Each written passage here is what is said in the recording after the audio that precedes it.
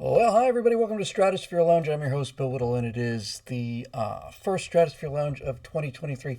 Hooray! How's everybody doing out there? Hope everybody's well. We are live on Twitch and on YouTube. Bam, 119 viewers on YouTube, just like that. Hope everybody had a great New Year. I hope you all had a fun old time, and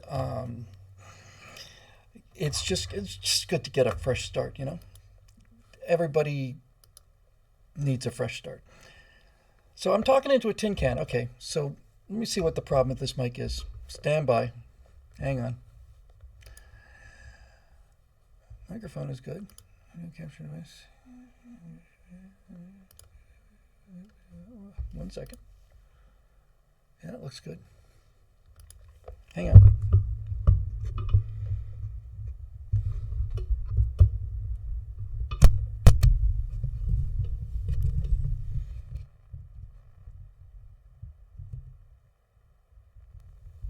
How's that? Does that sound better? A little better? Hi, everybody. Yeah, this microphone, which is advertised on many different platforms as the very best microphone available at any price, is hot garbage. Hello, deplorable first time chat. I always like to say hi to the first time chatters. So anyway, here we are. The Gorn Captain is still in place there. That's good to go, and we're ready to get on with a new year. I've been doing a lot of thinking. I mentioned this on Stratosphere Studios a couple days ago, but I've been doing a lot of thinking about this mass psychosis event thing, and what the psychologists say are necessary for an entire society to go completely nuts. And hard not to see those pieces there. Somebody here, Eric says, is it just me or am I closer? I'm zoomed in, Eric. I've decided to give it a little pizzazz because 2023 is going to be a close-up year. Should be able to move it sideways a little bit too. The audio the other way. So yeah, I just look and see all of these things out there, and when you hear, all right, hang on. Ah.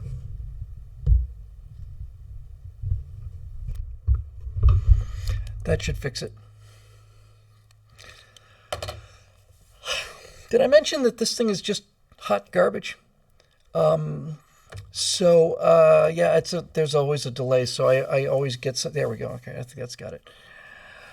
So anyway, I'm going to pitch the whole thing. I'll probably just do the show from a swimming pool, I think. I think that'd be the way to do it, just kind of have one of those swim up bars, little martini or margarita maybe, depending. Did I ever tell you guys a story about the first time I ever had a Mai Tai? Probably heard it before. Gonna hear it again. I was doing I was working in Gainesville, Florida, and I was doing video production, and I'd done a bunch of documentary type stuff. And somebody down in Key West said, "Hey, we would like you to come down and do a documentary on Fantasy Fest, which is their combination of New Year's plus Halloween plus Gay Pride Parade." And I said, I don't, I mean, certainly I'm interested, but I don't know if that's, really for me. I'm kind of a, Gator football kind of guy. I said, well, come on down. So they flew me down to, from Gainesville, Florida to Key West. And then we got to Key West, and I'm wearing, just the kind of casual jeans, button-down shirt, blazer. We go to this beach bar, and we're sitting there, and I grew up on these beach bars back in Bermuda, and we're just sitting there, and somebody says, "Hey, what can we get you?" And I said, "Well, I don't know." And somebody said, "How about a Mai Tai?" I said, "What's a Mai Tai?" So they brought me one, and man, that rum and that fruit punch, and it was hot out there and humid too. So we started talking about business, and 5 Mai Tais later, it's not exaggeration, 5 Mai Tais later,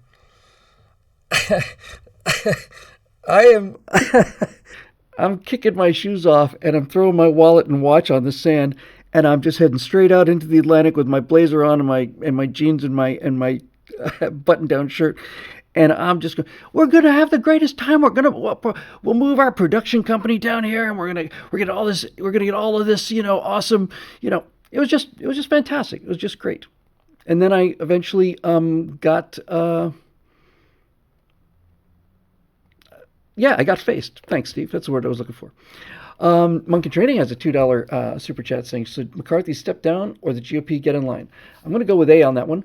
But we did a right angle about that, and we'll talk about that later on in our show here. Once we get to the actual show, which is, past this pregame warm-up nonsense that we do. George says, as Steve will tell you, there's a difference between a fifth drink and a third drink. Yeah. Those things were just damn delicious. So anyway, yeah, I don't know if there's anything really breaking. We're quite a bit late off the blocks with the right angles this week, but that's because we've kind of redone them a little bit and made them just super clean, super quick. That is what I want. I want for 2023. I just want just a cleaner look, So working on that. And other than that, I think that's pretty much about it. I was talking about the mass psychosis thing. Zoe and I did virtue signal today, so we talked about that. And I don't think, when you hear the conditions for what people say are necessary for one of these things to knock a whole society down on its butt, you need to have a population that's in fear all the time, that's constantly looking out for enemies and seeing, being divided up all the time. Main thing you need is isolation. You need to keep those people from talking to each other because then sanity will return. And then all of this stuff together. And then, and when you look at what the requirements are, it's just pretty hard not to see that one of the reasons everybody's just so stunned is like, what's going on? What's going on? That's a sign of a mass psychosis event is when sane people are going, is it me? Is it me? That's why they have to keep you isolated, you see, and that's why that's why the internet, which gives them the opportunity to do so much, also is their fatal weakness, because that signal will get out. Now they get to talk to a whole lot more people, but the signal will get out.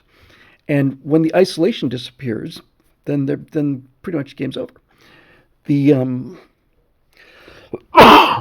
I didn't, like I said, I'm just starting what will be a deep dive on all of this stuff. But one thing most everybody with a half an education knows about Pavlov's dog, right? So it's the first Russian. He's a Russian behaviorist, 100 years ago or so, and he basically developed this idea of a conditioned response. So he had a dog, and every time it was time to feed the dog, he'd ring the bell, and the dog, when it would start eating, it'd start to slobber all over itself. So Pavlov got the idea that he would just, when the dog's eating, he'd ring the bell just before the food shows up. And he did this quite a lot. And then finally, he got to the point where he could ring the bell and the dog would start salivating, even though there wasn't any food there. That's the classic example of it. And I've heard about that forever. But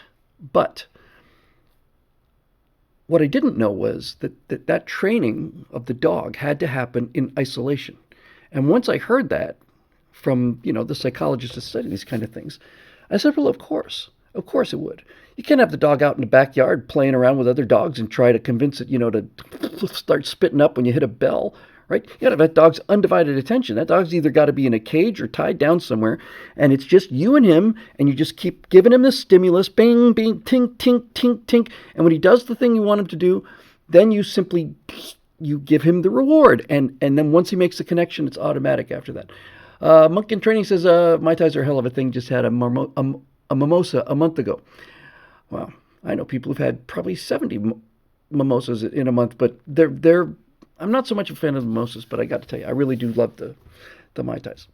Anyway, Battle Smurf here has a question in YouTube that I think is really relevant to this, and it's, what is your view on TikTok culture as a social conditioner? Some people are for it, but as for me, I'm against it. Sometimes there's things in the world that provide so much incontrovertible evidence that anything else, if you require anything else, then it's not a question of being skeptical, it's being a question of being dense, right? So TikTok is a great example. People say TikTok is poisonous to society. Okay, so that subject's up in the air. That's about debate. We know it's run by the Communist Chinese, but not too long ago, 2 weeks ago, I heard that they have TikTok in China, but China TikTok sends you things like mathematics lessons. They give you patriotism lessons. They do all of the things that designed to make a healthier society, and that's what they do for internal TikToks in China.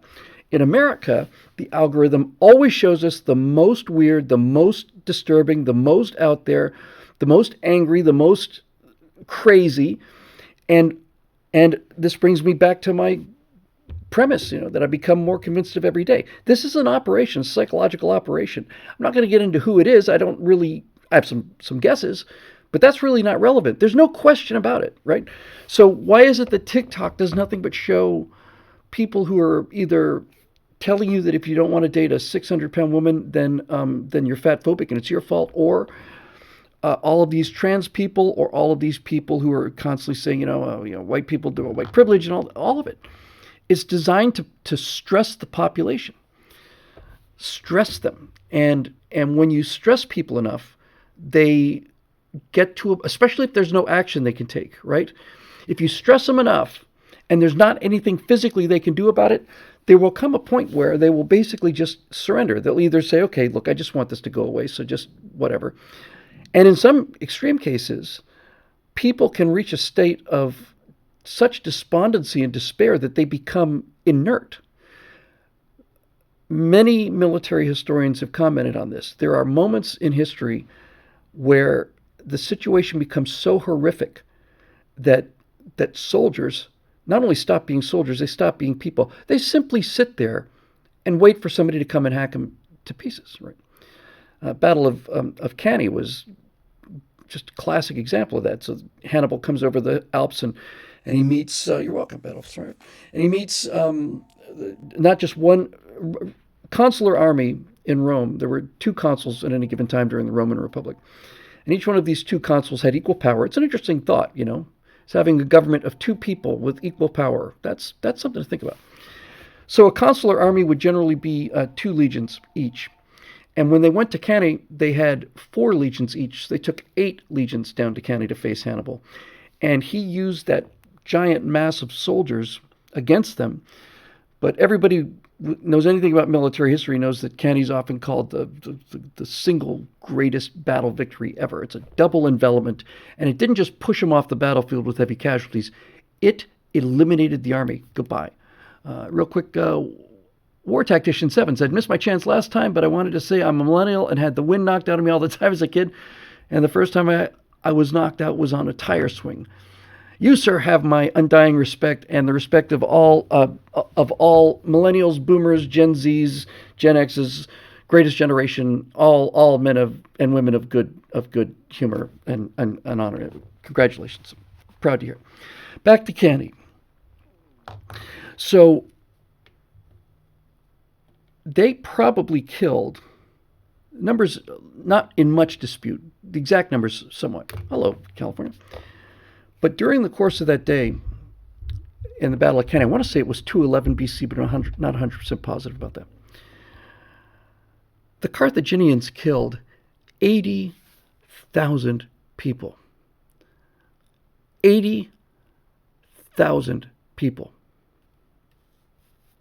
Astrochronic, if you want to ask me that question again later, I saw that just earlier today. Now, back to Cannae again. It's one thing to kill 80,000 people in a flash in a nuclear weapon, and it's another thing to kill 80,000 people through bombing or even through machine gunning. But if you have to stick a pointy object into somebody and kill 80,000 people, you're talking about having to kill hundreds of people a minute.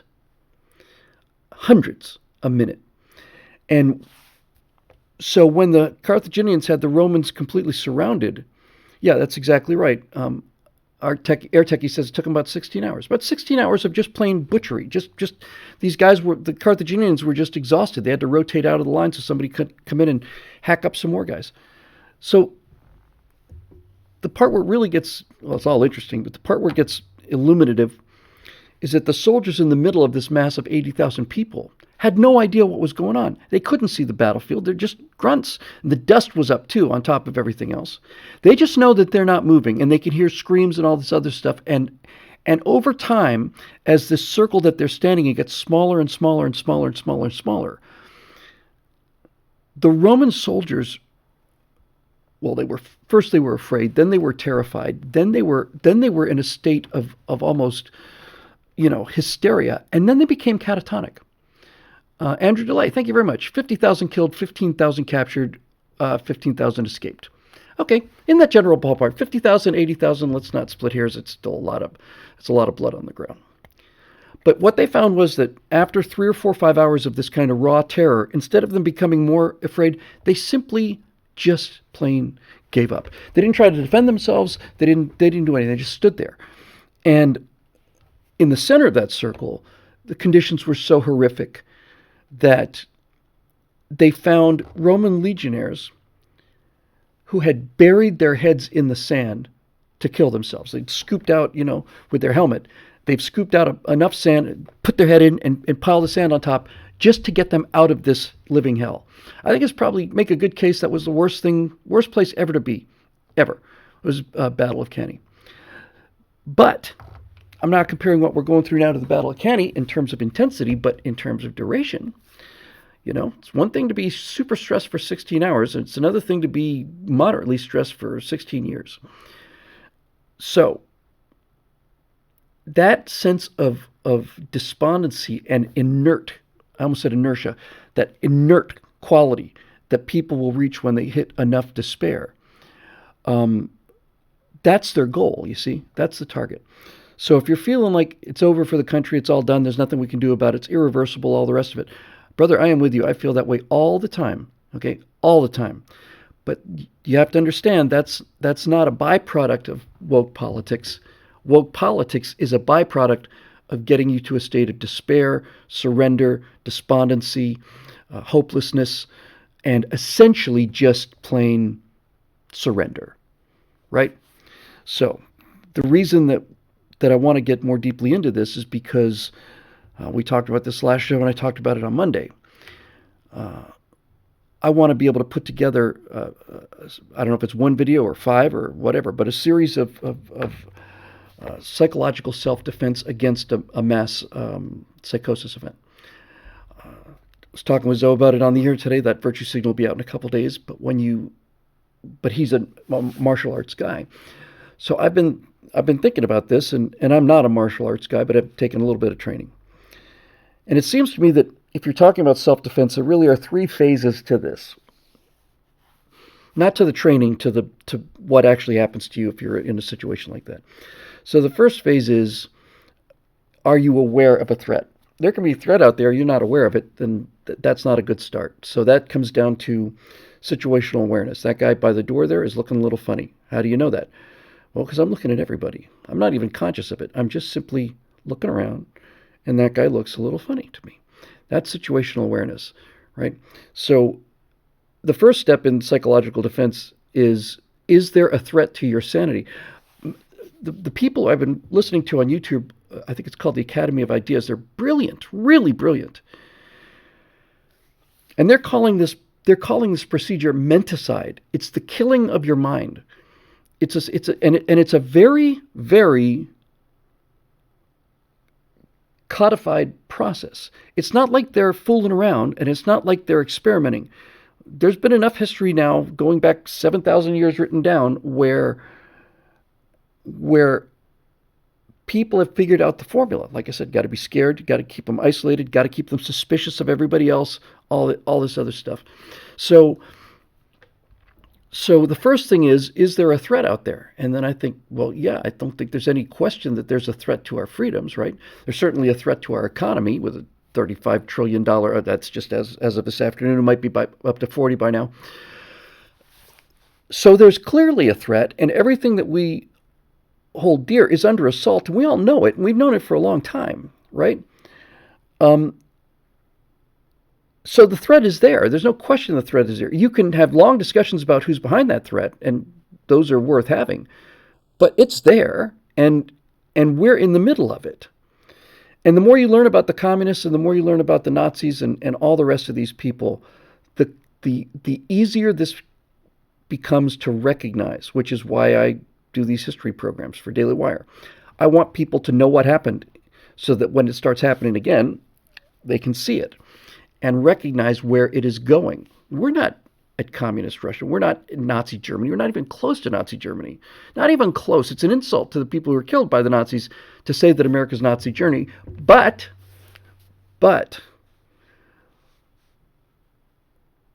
we may be in the 1920s, late 1920s, while the Nazi Party was rising. They hadn't killed anybody yet.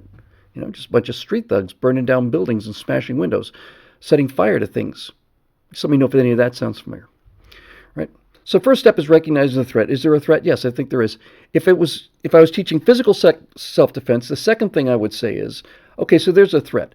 Can I get away from this threat without fighting? I was surprised at how many, once I thought about it, I wasn't, but at first impression, I was surprised at how many self-defense experts, no matter what the particular martial art was, all of them consistently said, okay, if you can walk away from this fight, if you can back away from the fight, if you can run away from the fight, if you can talk your way out of the fight, all of those options are better than the self-defense techniques that we're going to teach you. So if you apply that to the mass psychosis event, then the question becomes, okay, number one, there's a threat. Number two, can we escape from this threat? Can we run away from this threat? And I think in this case, the answer is clearly no, because if we've learned anything over the last 20 years, we can say, I don't want anything to do with politics, but politics has something that wants to do with you. You can run away from the control freaks, and you would think, I just want to be left alone, but they will follow you. So I will check that out, Eric. So how do you escape from a civilizational full court press? You can't. Every time you go to see a movie, all the TV, just take the commercials you see either on TV or YouTube, right?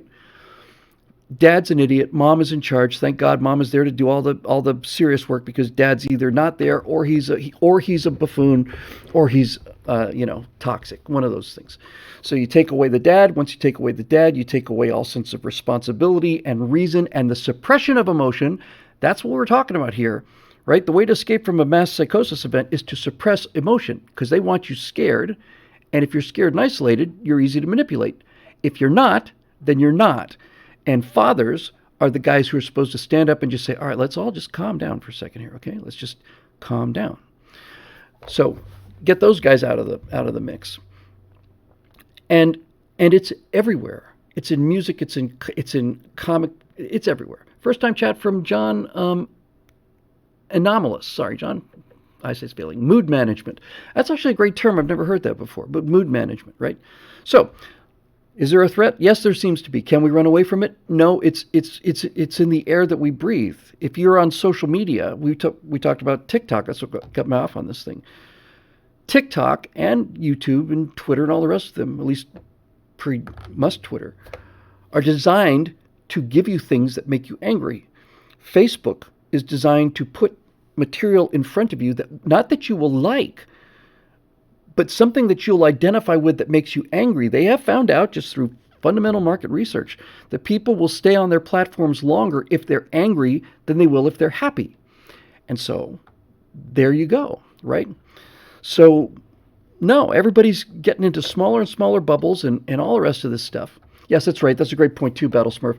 It's not just dad is an idiot now. Now it's that the kids are much smarter than the parents, because if you are going to destroy a civilization and a society that is as functionally, brilliantly strong as America, you've got to destroy the family first. That's the main thing you have to do. As long as there's a family, as long as people are talking to their kids at dinner, they can't touch you. But those days are long gone, right? That's the number one commonality among all murderers and violent criminals. They don't correlate to class or race or religion. The thing they correlate to is fatherlessness and and in families where people sat down and had dinner together right up through their young adulthood, then there are no criminals in that group, right? It's not that they're better people. It's just that if you're talking to mom and dad all the time, and you're 8, they'll start addressing the problems that you're starting to manifest at 8, and they'll address it at 8. They won't just leave you in the basement down there playing with your video games, so that you become a full-on murdering psychotic, because they never sit down and talk to you. The parents of those 2 guys that shot up Columbine, we were so surprised. We just couldn't believe it. Okay, I'm not gonna kick you in the middle of your grief, but been 20 years now. The fact that you are surprised is the reason that it happened, right? If you're surprised that your kids have gotten to a state of murderous rage, then that's the problem, right? Is that your communication lines with them are so poor, and your respect for them and your concern for them is so weak that they can become mass murderers without you knowing it. So, is there a threat? Yes. Can we run from it? No. So now that leaves us with the final thing, and that is, how do you fight back, right? How do you fight back?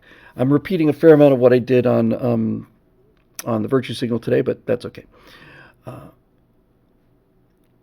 Again, listening to these people who are psychologists who study the phenomenon in as clinical sense as you can have in human, events, human so-called sciences, not really sciences, but human studies. Excuse me, just getting the last of the flu here. So how do you fight back? Well, I was not surprised to hear them say that the single most potent weapon against totalitarians is ridicule. That wouldn't have been most people's first choices. And it wouldn't have been my first choice prior to 10, 11, 12, 13 years ago. I got on a Mark Twain binge, and the more I read, the more I liked it. So I read everything that he has written.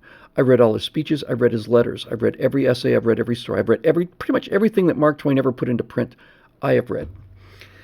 And one of his most controversial pieces, done late in his life, and something that I think he wanted withheld until after he died, was called a series of essays called Letters from the Earth. And the structure of these is that they are memos being written by a demon who's on Earth. He's sending memos back to Satan down in hell. That's what he's doing, right? He's basically updating Satan on what's going on right now on Earth, which would have been 1910 or something like that for 20. Just real quick here, Rob Ross with a $20 super chat says, Gerald Stewart, you did not throw away 20 years of your life serving in the USAF. You defended the idea of the United States, what we have been and what we can be. Thank you for your service. Amen. I'll double down on that. Nobody threw their service away, right? We wouldn't be here. We wouldn't try and follow me on this if you can, Gerald. It's people like you and the sacrifice of people like you that allow us to be in a bad situation instead of being in the ground, right? So don't go there, man. The people that matter know, and the people that don't know don't matter. So back to this ridicule thing. So I don't know if it was Beelzebub or not, but Twain is writing in the voice of a demon who's looking around at humans, and he's preparing the invasion, right? He's a scout. He's not even a spy so much as a scout. And he talks about all these things, all these idiosyncrasies that humans have, and all the rest of it, and so on.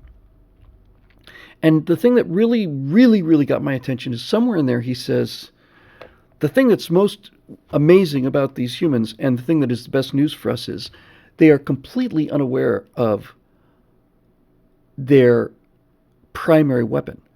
The humans not only are unaware of the weapon, they don't use it because they don't even know it's a weapon. And the weapon he's talking about is ridicule. Twain had a line something along the lines of, against the assault of humor, nothing can stand, right? And when you've got totalitarians who want to control other people, they're narcissists, they're megalomaniacs, they're monomaniacs. And they expect to be fought, but they don't expect to be laughed at. So when you laugh at them, that absolutely not only deflates them, yeah, it is, but a good deal like C.S. Lewis in the Screw Tape Letters. not only does ridicule punch a hole in them, ridicule lowers our stress and anger and fear levels, right? If we can laugh at something, we're not as afraid of it anymore. In fact, a total amount of humor is simply that, right? It's like we're going to joke about something because it's so horrifying that if we can at least get a little dark laughter out of it, little dark comedy out of it, that'll make it easier to bear. And the Russians are masters of this. So, Jamie De Lorenzo says laughing at liberals isn't stopping them. Yes, it is. Yes, it is. I honestly think it is. The political class doesn't know how to do it. But let's just take an example, okay? What is the one thing that you guys have seen since Joe Biden was introduced to the White House? What's the one thing you've seen that got under their skin? Is it Ben Shapiro? Is it reports on was it Afghanistan? Afghanistan was a debacle. But what got under their skin? What actually made them itch? Infidel 42 for the win. Let's go, Brandon. Let's go, Brandon drove them insane. Insane. And let's just think about how Let's Go Brandon developed, right? I mean, pretty much everybody knows the story now. You've got I think it was CNN or ABC. You've got a mainstream media reporter that's out covering a race, right? And they're interviewing the driver post race, and so they're right in front of the bleachers, and yeah, it's NASCAR, and I was like, how did it feel coming in first place? This kind of thing that you can't live without a anchor person to do. And so the guy's answering, and in the background, people are screaming, F Joe Biden, F Joe Biden. It got louder and louder and louder. Now, this mainstream media person, best case scenario, wants to deflect the F word from TV, but I suspect more likely wanted to do something to cover up the fact that 2 months or whatever, 4 months into his so-called presidency, Biden was generating this kind of hate. And so she says, oh, listen to the crowd there. F Joe Biden. They're saying, let's go, Brandon. Let's go, Brandon. It was Brandon Brown. First win at Talladega. Thank you, Clay, for that. So, owned it immediately. Immediately owned it. We owned Basket of Deplorables. We own deplorables. When you own something like that, when somebody levels an insult at you and you own it, then it's gone. Its power is gone. And not only is the power gone, you've scored direct hits against them. When Biden comes out and says that the main danger to this republic is those mega MAGA Republicans, and it turns out that the people you're trying to intimidate go out and start buying T-shirts that say I'm a mega MAGA, that's a lose for them. They're carrying the L on that one. So Jamie says yelling things about Joe Biden isn't winning U.S. policy and culture victories. Well, Jamie, you sound a little on the downside. If you've got any better suggestions, I'm certainly more than happy to implement them. But as far as I'm concerned, this is the thing that is the answer to this, right? And it's not happening on nearly wide enough a stage, but when they are laughed at, they disappear. I've got more evidence. I can chuck some more on there for you. You remember the Truth Council, right? The Ministry of Truth? What was that, 4 or 5 months ago? The United States government was going to set up a Department of Disinformation, and it was run by that lunatic who was doing Broadway tunes, right? And the U.S. government is going to say whether something is true or not. And the next day, people are waking up and they're saying, are you kidding me? This person, are you out of your mind? Everybody's just like, no, we're not going to do it. It's ridiculous. No, it's nuts. And you're nuts to propose it. Gone. Deplorable Boomer Rube says, let's go, Brandon, is still making their head spin. It is. It bothers them. So Jamie says, I followed you for years laughing at liberals, and we've gone downhill in the last 10 years despite that. How is that winning?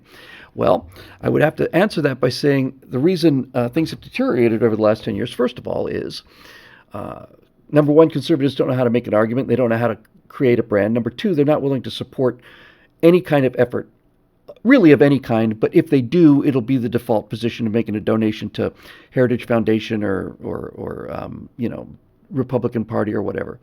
We haven't been let down by our people. We've been let down by our politicians. We we sent a bunch of people in the Tea Party movement to Washington. We gave Obama became president. That's enough of an alarm. So then next cycle we gave him the House. The cycle after that, or 2 cycles later, we gave him the Senate. Then we gave him the presidency. And what happened? Nothing. Nothing happened, right? Nothing happened because we are not fighting them with the weapons that we need to use. See, now let me, and I'll bring something back to this too. Donald Trump is a master of this. And that's why they hate him so much. They hate him so much, not just because they view him to be kind of vain and you know and uncouth and all of that. The reason they have this visceral hatred, like invent evidence by the FBI hatred of Donald Trump, is because Donald Trump made fun of them. They didn't score on him. They didn't land anything on him. Nothing. He just plain made fun of him. And I remember when Meryl Streep made some kind of comment like, you know, it's like, okay, here's a cultural icon making some comment about Trump and what a horrible guy he is. And Trump doesn't say, well, I'm not a horrible guy. And Trump doesn't even ignore it. Trump says, Meryl Streep said, what? That washed up old bag, she's overrated. Way overrated. Meryl Streep head exploded when that happened. Why do you think that Alec Baldwin and all of these guys have this endless desire to just constantly poke this guy and get rid of him? It's because he's laughing at them, and he's making us laugh at them too. And all of these things like Tired Joe, you know, old Joe, Tired Joe, it's fundamental little things. But he doesn't grant them the moral authority that they have always basically started the game with. Let's see. I missed a first chat there. Poor Joe Biden, he can't help it. He was born with an idiot's foot. Did Trump say that, or did you? I missed a first time chat here from Lady Bug Crushed Devil, I think.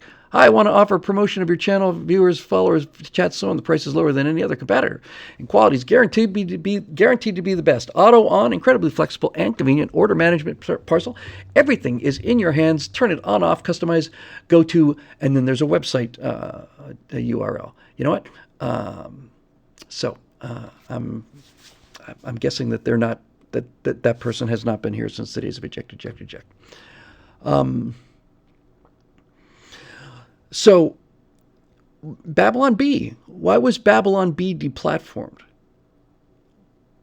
Why? They were deplatformed because Babylon Bee made Admiral Levine the Man of the Year. Wasn't it Man of the Year? That was enough to shut it down. Lots of people are saying, oh, this guy's a weirdo and a lunatic, but that got traction, right? That was being shared. That's right. Taps says the left can't meme. They can't.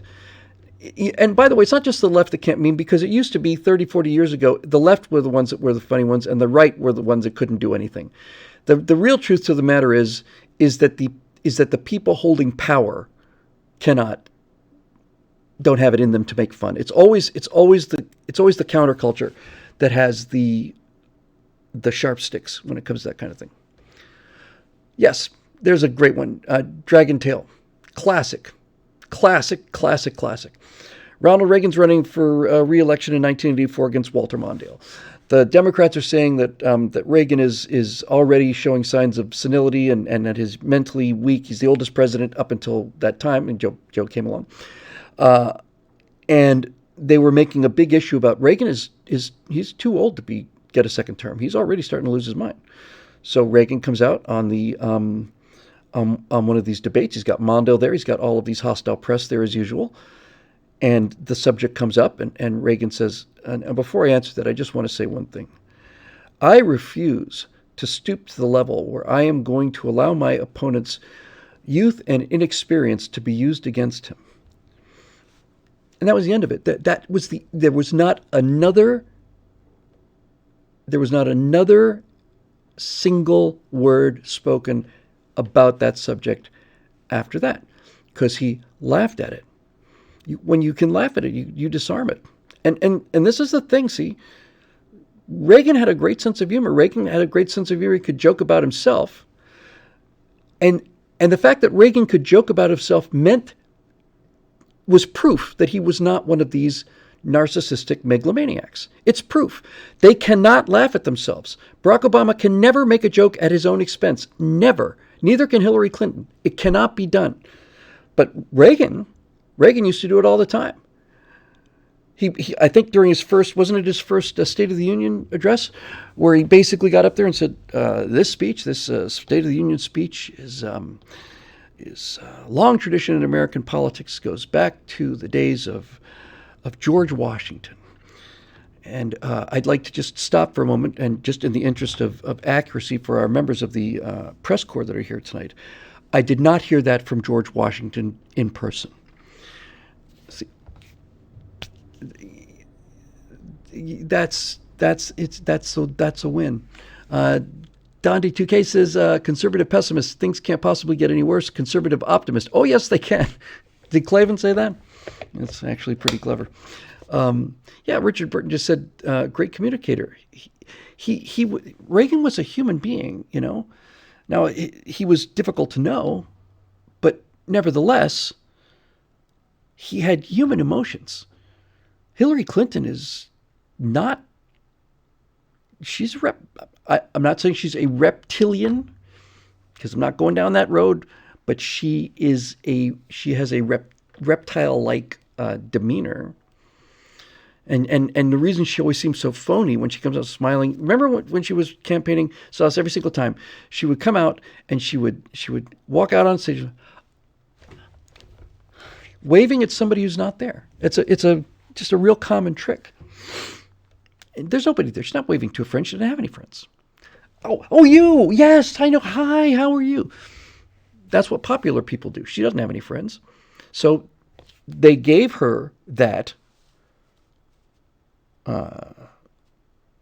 behavioral set of code because they managed to convince her that this is what human beings would do in a situation like that. And this is why whenever she would laugh, and whenever she would, and this is why when she would talk to black people, she'd pick up a Southern accent. And that was why when she was being interviewed on a black radio station, she said she doesn't go anywhere without a bottle of hot sauce in her purse. Now, those three people that were in the room kind of smiled a little bit. But if I'd been in the room, I would have said, I had no idea, Hillary. Let me see it. What brand is it? Let me see. Well, I don't have it on me. So when you say you carry it around everywhere, you carry it around everywhere except for here, right? So this is it. They cannot laugh at themselves. There's a show, and we do it on we run it on the roll-in for the Stratosphere Studios, our Monday night show. There was a show that was real popular back in the 70s, might have been even the late 60s, I want to say, but 70s, I think. And it was called The Invaders, right? A Quinn Martin production, by the way. And it's about a guy who sees a UFO out in the middle of nowhere, and he knows that they're here. And he's trying to tell people that they're here, and they're trying to stop him from spreading the news. Okay, the aliens have complete human form. Now, they had to do this, obviously, because of their budget. They can't do a show on aliens when you have to do aliens every week, right? You get something like this character here, or, you know, so they had to deal with this problem. Real quick, Solomon Abel says, have you ever heard of Dr. Joe Dispenza? The research he and his team are doing on the human mind is second to none. Worth a look. Thank you. I'll take a look for that. And thank you for the super chat. So here's the thing about the Invaders. Here's how they made the show work. They had to have these aliens look exactly like humans so that they could fit into society, and that's what David Vincent was trying to point out. They Live is very much like that. But how does the audience know that it's an alien, right? Well, they did the simplest little thing. It was just really, really cool. They said that the replication process was pretty much perfect, the thing that turned them into humans. But there was one minor flaw, and the minor flaw was that on their left hand, their pinky would stand out. Just a little bit. Just a little bit. Just enough to notice. And once they'd set that rule, you could look inside a room, you know, or you're in a cafe or something, and David Vincent's looking around, and he's paranoid because he's got all these aliens chasing after him. This guy, right? And then the woman brings him his pie. How you doing there? Everything all right? Yeah, everything's just great. Thanks very much. I really appreciate it. Puts the pie down. He gets his fork, looks up. The waitress is walking away, and her finger is just a little tiny bit canted like that. And then he's like, "Oh God, that is freaking scary." It's a tell. It's a defect, and the ability to laugh at yourself is proof that you're not one of these narcissistic maniacs. It's their weakness. In many ways, it's their only weakness, right? It is the one thing they are incapable of responding to. They're more than happy to argue with you and more than happy to take you away and put you up against a wall too, but they cannot deal with being laughed at. In fact, being laughed at destroys not only their whole system, cheers up our team, and it destroys the entire argument, right? The most important fable, one of the most important stories ever, is The Emperor's New Clothes. Because The Emperor's New Clothes is a story of social proof. And everybody is saying we see the clothes because nobody sees the clothes, but everybody expects you to see the clothes. So you're lying, and you're sending out the social proof to other people who make them think that they're the only people that don't see the clothes. And it's only when the little boy says, no, he's not wearing any clothes, he's naked. The whole thing just collapses. It doesn't slowly wind down, it just disappears. And people laugh. They don't even get angry. They just kind of laugh, right? So all of this to say that, I mean, I was going back and forth with Jamie, but obviously, I mean, he's on the most basic level, he's clearly right. I mean, things are getting worse, no question about that. So it's not that this technique doesn't work. It's just that it's not been employed. And I'm talking really about self-defense rather than attacking. There's not an army in the world that will go on the offensive if it's not willing to fight on the defense. If it's not willing to fight defensively from their own trenches, then there's no way you're going to get those guys to launch an offensive. So you gotta stiffen up, morale and discipline and all the rest of it. I think the subject is really critically important, and I know that we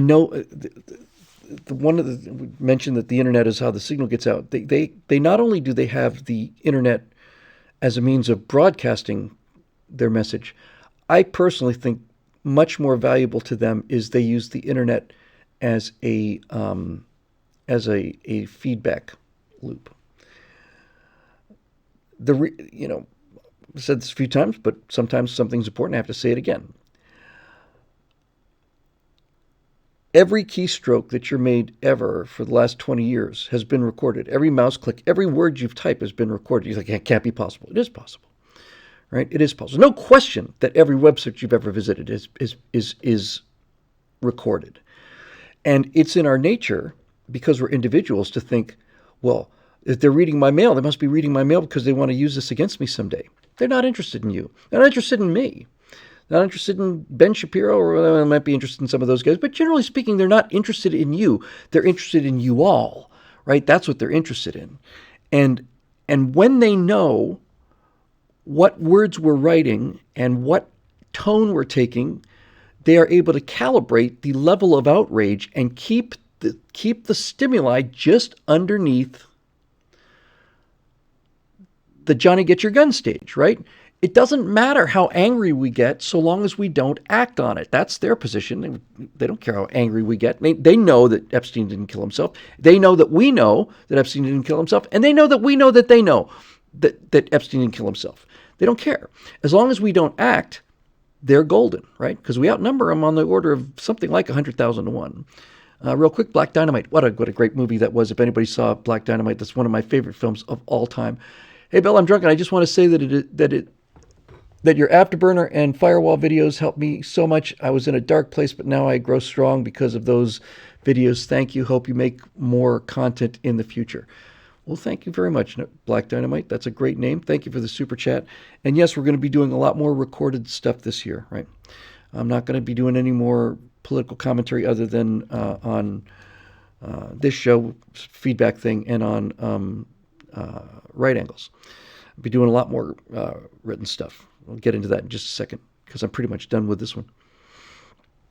So the nice thing about New Year's is you get the new start, and it's a New Year's after a midterm, so it's kind of a new calendar page, time to reassess and reevaluate and recalibrate and all the rest of it. So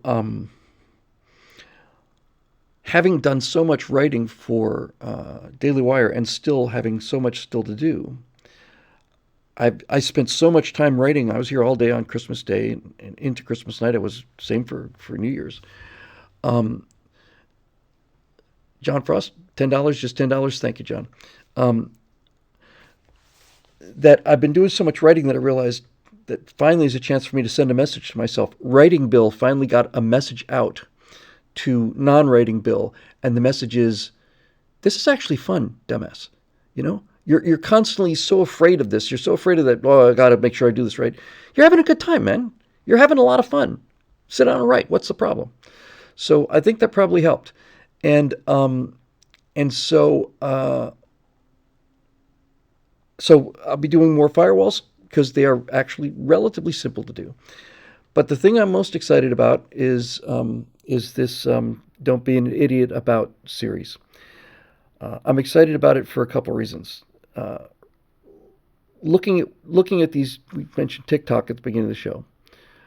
Looking at how astonishingly undereducated this current generation is. You know what? They're not just undereducated, and they're not just badly educated. They are diseducated. Whatever knowledge they may have had that basically matched reality has been destroyed in their heads. And Paul Wooten, thank you, Paul, poke that thumbs up since Bill won't say it. Hey, poke that thumbs up and hit the subscribe button and ring the bell. Thank you very much, Paul. It's crazy to have to pay me money to promote myself, but this is the world we live in. Miseducated, maleducated, doesn't matter. They don't know anything about anything. I've seen enough of these things. People have been mentioning Mark Dyson, who I admire very much, in the comment section.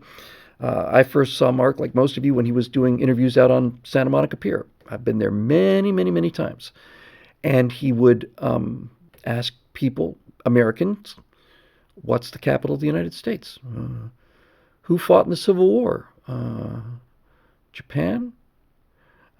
He would ask questions like, one of these questions that are, it's like a Grant's tomb question. Who's buried in Grant's tomb, right? The kind of question where the answer is in the, where does the Queen of England live? I don't know. Right? So they're incredibly poorly educated. And I think that's now probably problem number one, because you cannot argue somebody into a position when they not only do they not understand the position, they don't understand how to understand things. Most of Gen Z, most of them can't read. You'll say, well, that's ridiculous. Then maybe they're not reading at the same level. I say, no, it's not ridiculous. They can't read. I'm not saying that they can't comprehend something. You put down English words on a sheet of paper. They'll be able to read the sheet of paper. There's no question that they can do that. But they can't read. And the reason they can't read is not because they can't comprehend English written down. They can't read because they don't have the attention span to spend 3 or 4 hours a day for a week or two. It's just they can't do it. It's beyond them. They cannot, even if they wanted to. That's why I see some of these ads, hey, here's a new way to study. Really? Yeah. If studying's boring to you, well, then you can do this. We have these this app that'll convert it all to speech. And that way you can listen to it on the go, which really means listen to it while you're looking at something else. Right? So the reason I wanted to do this, the way I want to do it, is because I need to crack through that, right? And this brings us to the conflict with firewalls. I'm sorry. Lapco92 says, I got hooked on your channel when I heard you mention Jack Horkheimer. I love watching Star Hustler on PBS after Doctor Who and Blake Seven as an 80s kid.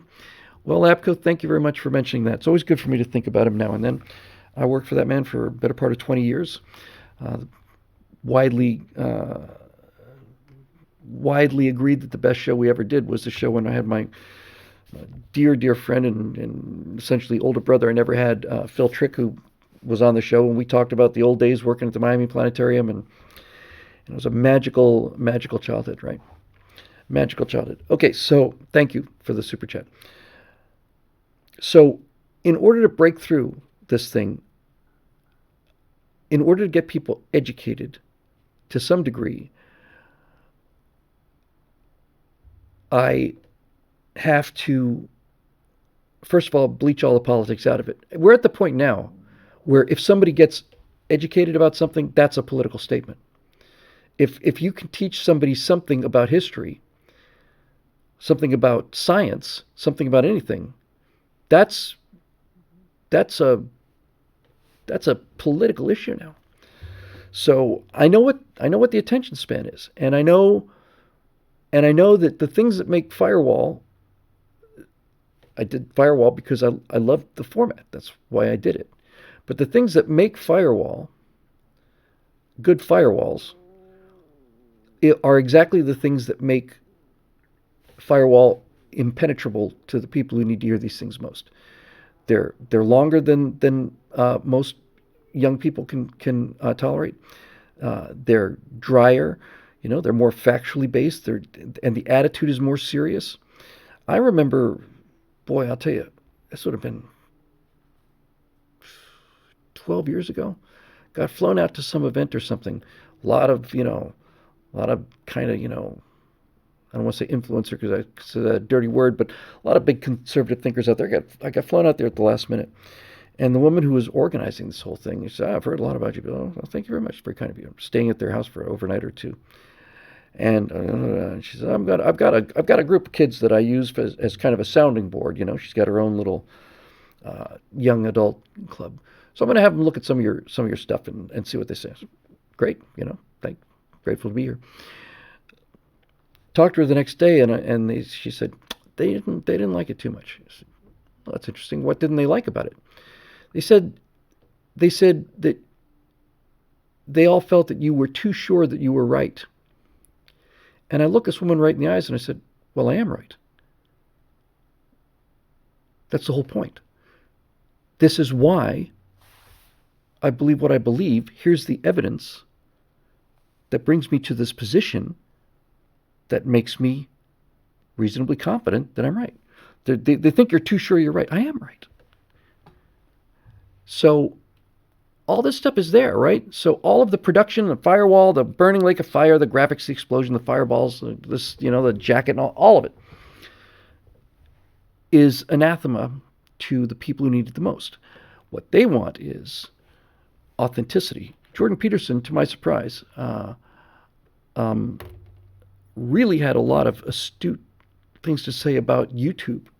And the reason I say it's to my surprise is there must be something he doesn't have a astute observation about. But he was saying it's not television. It's YouTube. It's different. It's something new. And he said they don't want processed cheese. They want the raw materials. That means if you make a mistake, leave the mistake in. If they see a mistake, then they will realize that this is probably authentic because rich people with editing suites and professional broadcasters edit out their mistakes, and these people don't. So I want hand grenades. I want 5-minute hand grenades, 5 minutes or less. And I want them to be extraordinarily encapsulated. In other words, when you get one of these little fact bombs, in firewalls and afterburners, I tried to connect things to as many other things as possible to give people new perspective on things. What I'm trying to do with these things is to disconnect them from as many things as possible. The first one I blocked out. I wanted to do something I knew really well to kind of get the get the format. So the first one I'm going to do is don't be an idiot about airplanes, right? And that's a sassy title, right? It's an in-your-face title, but that also goes to the new zeitgeist, right? Don't be an idiot about it. Just here's a 4.5-minute video. You can watch 4.5 minutes not to be an idiot. Okay, so don't be an idiot about airplanes. Don't be an idiot about chemistry. Don't be an idiot about American government. Don't be an idiot about any of these things, right? So, so they're little self-contained fact bombs. And I've mentioned this before. I'm not going to get into details now because it's time for some questions. But I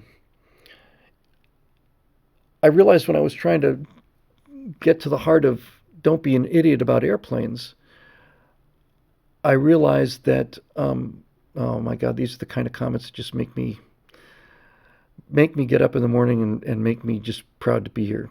Thank you so much. 4440 PVC super chat says for $10 says, as poor as I am, your words need to be heard. I hope this helps. It does help, and it helps orders of magnitudes more than the $10 helps. Thank you very much for that. It means the world to me. So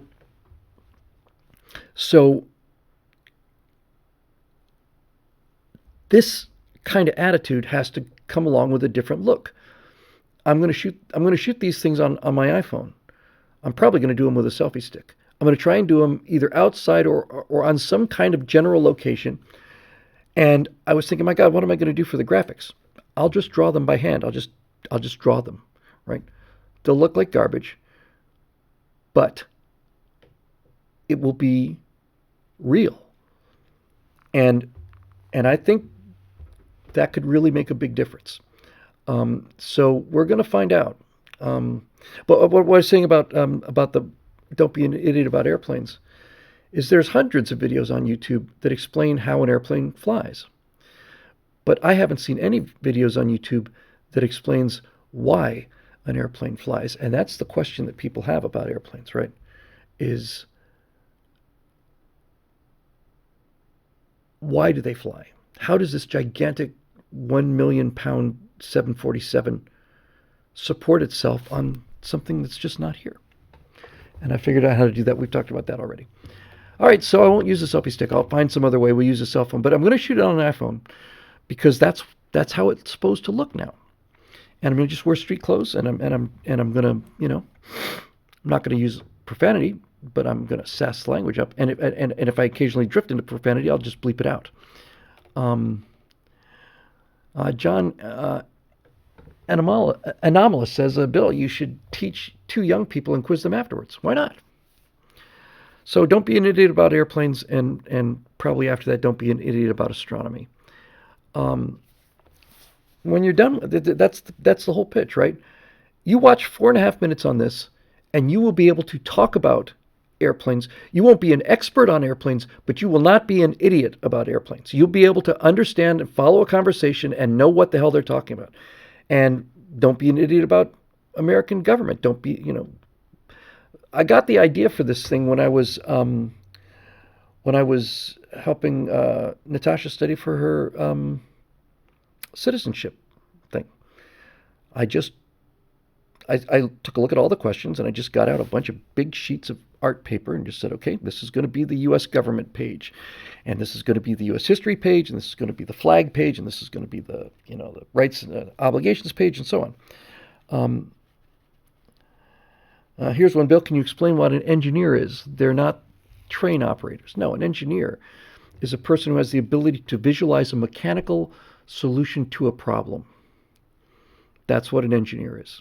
They are, despite the fact that they work so much with nuts and bolts and stuff, but essentially engineers, difference between an engineer and a mechanic is engineers build things in their mind before they go out and build them in the real world. And that is a great, great gift. And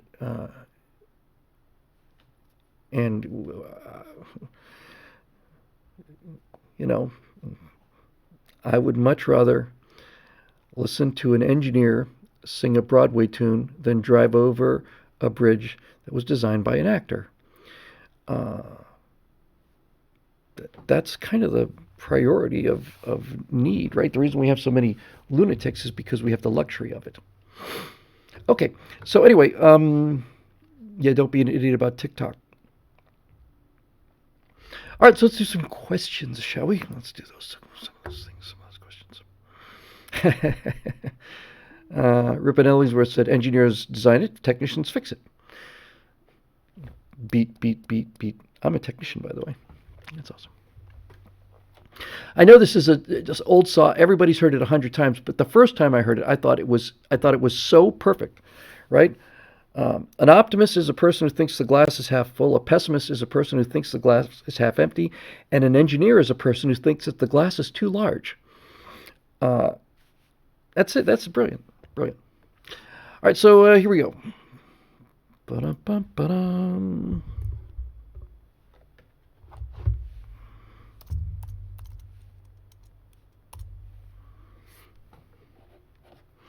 I'm going to have to put on my cogitation spectacles for this. Which, it's not that I'm, got an issue about being seen in glasses, it's just the reflection, right? You can't see my eyes. Can't see my black, he's got black eyes, like a doll's eyes. And he rolls them back, Chief, when he comes in for the attack. Like a doll's eyes. So if you can't see the doll's eyes, I figure you're not getting your money's worth. Look in.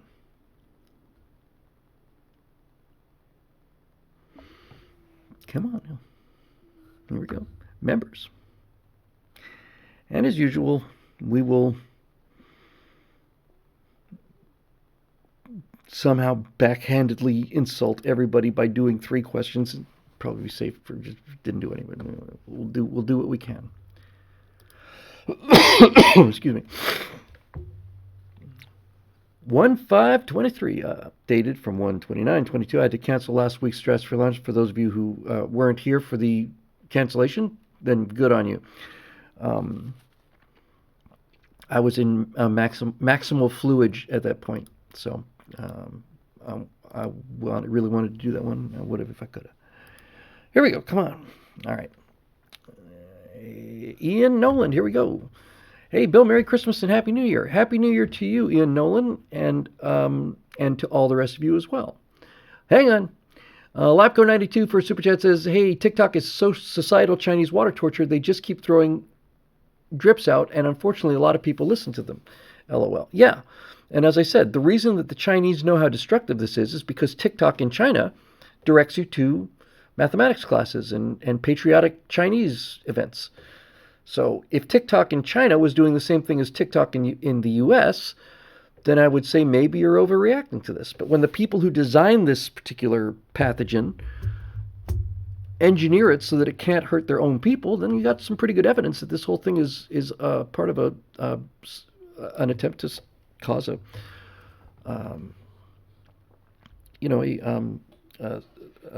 mass psychological delusion. Okay. As I write this, I have no idea how Kerry Lake's challenge is going to pan out, although it seems incontrovertible that whether or not malice can be proven, enough invalid ballots were proven that the election cannot be considered valid. I'm going to once again plug this IEEE paper on secure voting systems and ask that you not only take a look at it, but plug it as well. We need to not only criticize our poor election systems, but have a positive version of what our system should be. This is that. Okay. I am downloading it, put it on the desktop. I'll take care of this right now. But of course, the problem isn't that we don't know what the system should be. The problem is that we know that they're cheating and we put up with it. That's the part that's see, this is why I think this mass psychosis thing is so important. They have got us calibrated. They're stressing us as hard as they can without us doing anything about it. And there it is.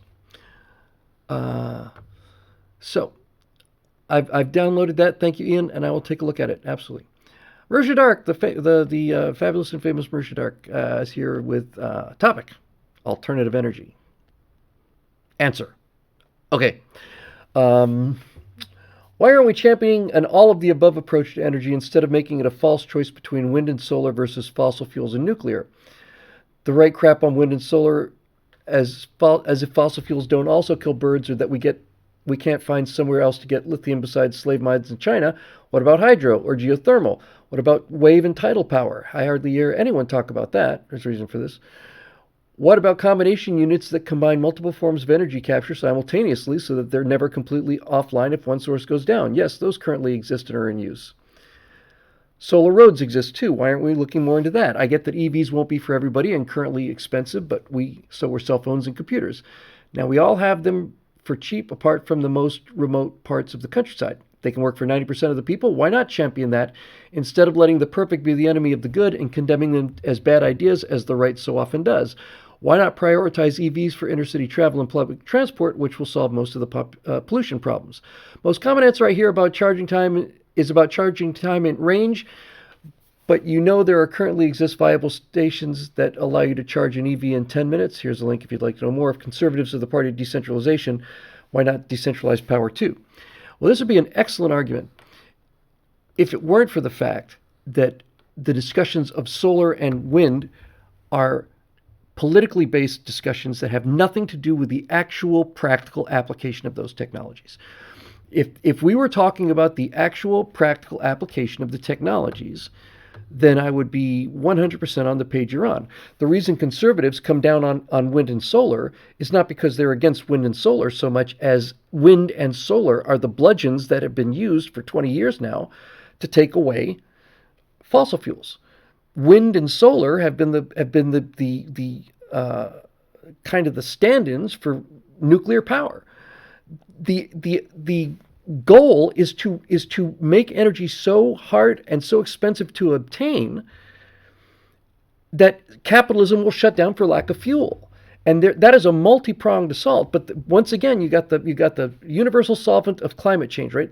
If you don't get rid of gasoline, it's going to get warmer, maybe colder, maybe warmer, but something's going to change. So just do what we tell you. And if wind and solar weren't being subsidized and promoted, look, the reason we got a problem with wind and solar is because it is being sold as a solution to the whole problem. It's a partial solution to the whole problem. There is no reasonable study that's ever been done that says that if you were to go all in on wind and solar, you couldn't get more than 15 to 20% of the energy needs of the country through those two mediums alone. Now, you want to talk about hydro? Hydro's fantastic, but they are exploding dams. They're tearing dams down, not building new ones. They're tearing them down. One of the ways you can rob people of energy from something as simple as hydro power is to declare something like the smelt, right? Was it that it's I thought it was maybe the Delta smelt. There's a rare species of fish, and if we build this dam, this fish is going to go extinct. Well, if it's delicious, it won't go extinct. We don't worry about killing off sardines, right? So there's an environmental reason for shutting down everything except for wind and solar. And in those cases, the ecological damage that is done by wind and solar are not only not touted or even discussed, they are suppressed and buried. So let's get down to brass tacks on energy. I would rather have, all other things being equal, I would rather have an electric car than an internal combustion car, not because it's safe, not because it's cleaner, not because it's quieter, because I could get higher performance out of an electric car than I can get out of a internal combustion engine car. And furthermore, conventional engine has hundreds or thousands of moving parts. Electric motor has one moving part. It's practically impossible for it to fail, and if it's going to fail, it gives you plenty of warning. You didn't just throw a rod on an electric car. So the electric motor is capable of producing the kind of torque that could actually damage you. So if all of the things were equal, I would take a badass electric vehicle. But they're not equal, number one. The range isn't there yet. And secondly, they're being sold as a lifestyle choice. They're not being sold as a product. They're being sold as a lifestyle choice. You will buy this car to be a good person. That's why conservatives react against it.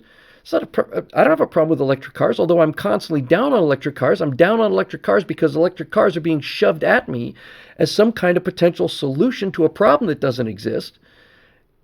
And even the solution to the problem that doesn't exist, the solution won't work. That's where we are today. Now, anybody who understands anything about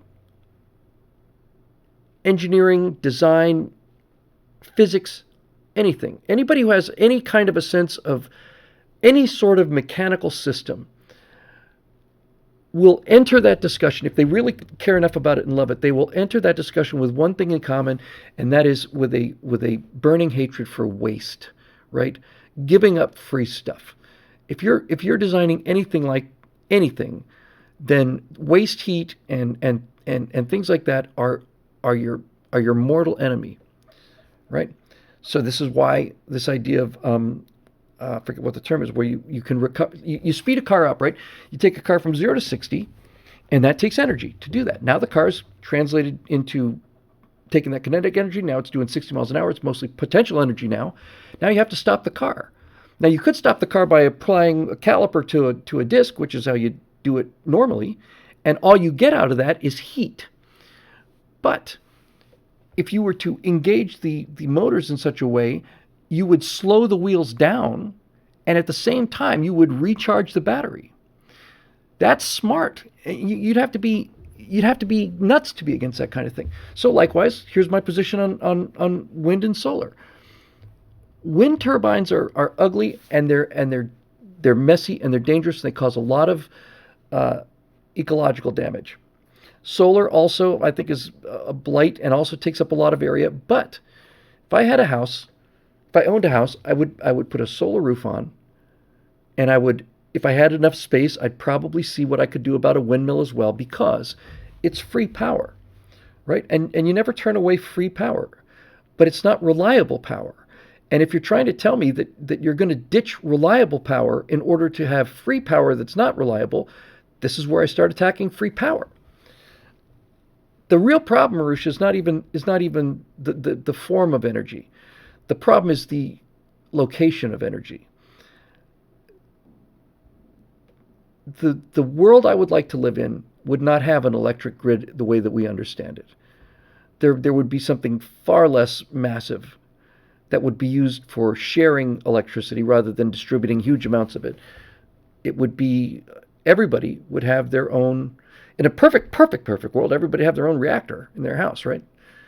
So how do you knock that offline? And if you've got this technology, you buy it, then the next thing you know, it's like you could do what my dad and greatest generation dads spent their lives trying not to do, right? You could heat the outdoors.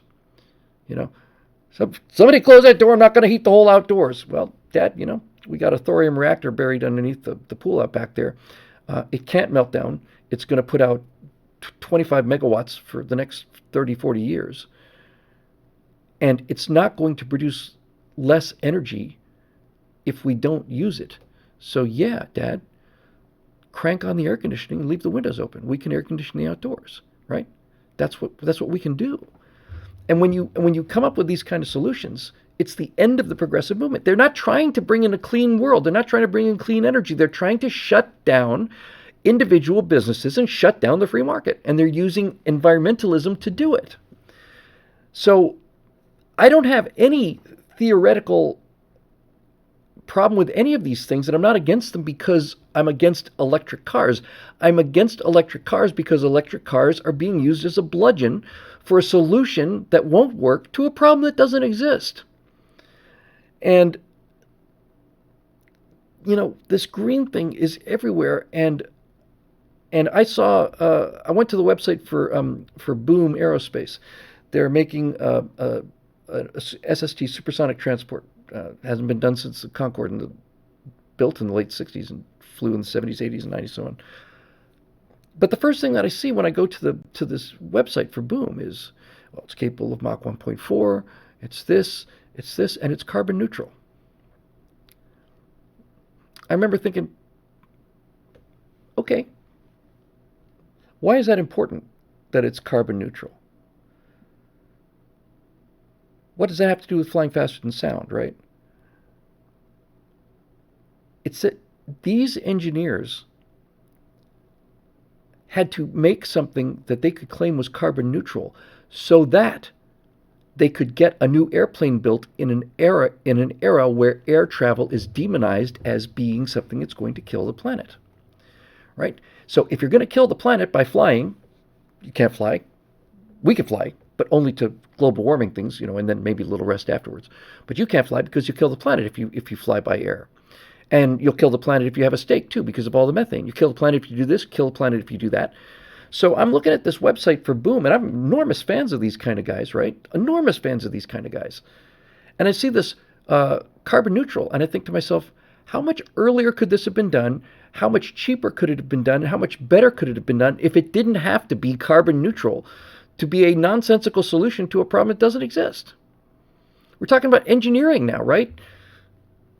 Bert Rutan says you'll kill your grandmother for 2% useful load. So there it is. And that's the reason I would like. I think any amount of any form of free energy you can get, you're an idiot if you don't get. But it's got to make economic sense as well. And now we come to things like, I don't know where you live, but living in Los Angeles, you make the occasional trip to Las Vegas. And on the way out to Battle Smurf, maybe that may be the best comment I've heard in 2 weeks on the internet. Battle Smurf in the YouTube section says, Bill, let's be honest, we are the carbon that they want to reduce. Man, I'm glad I thought of that line. Dude, that was off the charts. That's exactly the kind of things that you need to have in your tool belt when you do this job. So anyway, yeah, look, let 1,000 flowers bloom, right? But back to Vegas. So you're driving out to Vegas, and all of a sudden, because it seemed like it went up pretty quickly, you're making the final half an hour trip into Vegas, and all of a sudden you see these 3 blinding lights, right? It's hard to look at in broad daylight. So I'm not going to get into the 10-minute charger because it's not about charge times. It's about using electric cars to remove gasoline-powered cars, and it's about removing gasoline not to save the planet, but to deconstruct the economy, because you cannot get there from here with so-called green energy. You don't even get close. You don't get a fifth of the way. Anyway, you see these things, and what the hell are these things? Well, they're the biggest solar collecting towers on the planet, and they use concentric rings of mirrors, and the mirrors all focus that desert sunlight out there. That desert can get plenty warm, and when you take that kind of area and you reflect it up onto this tower, and the tower, I believe, is filled with some kind of mercury vapor or something like that, but if everything's focused on that thing up there is going to get very, very, very hot for free. Take aside the cost of building it. For free. Just free energy, right? And once you put it in, it's free energy.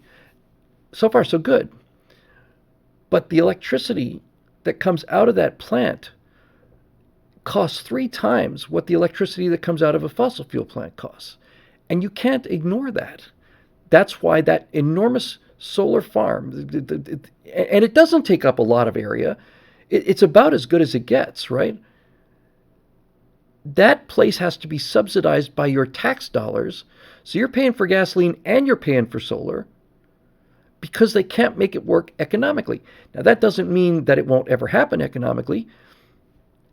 The technology may improve in efficiency, or perhaps more likely, gasoline will become so expensive that now suddenly it is competitive, right?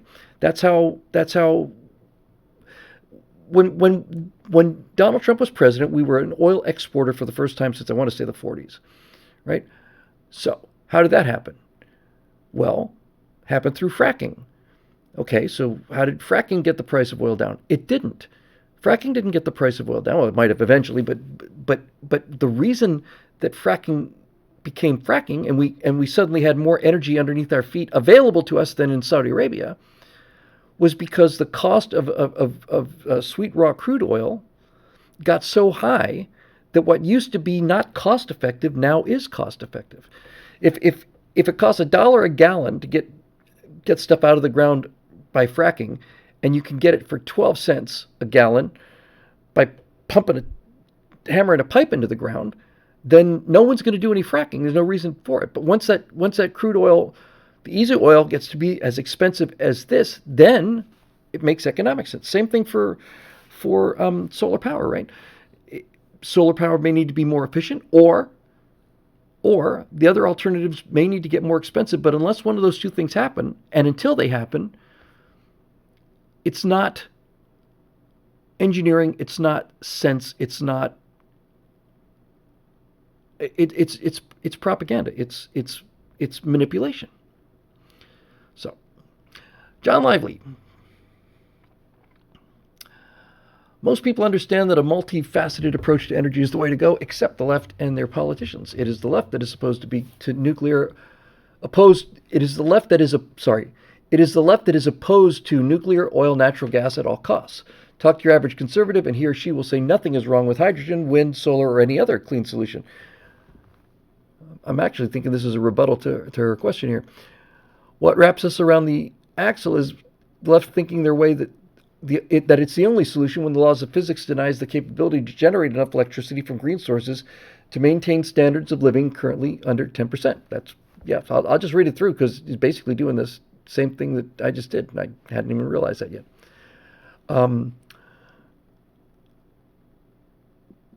A wealthy society is best equipped to find better solutions. You cannot have a wealthy society without energy.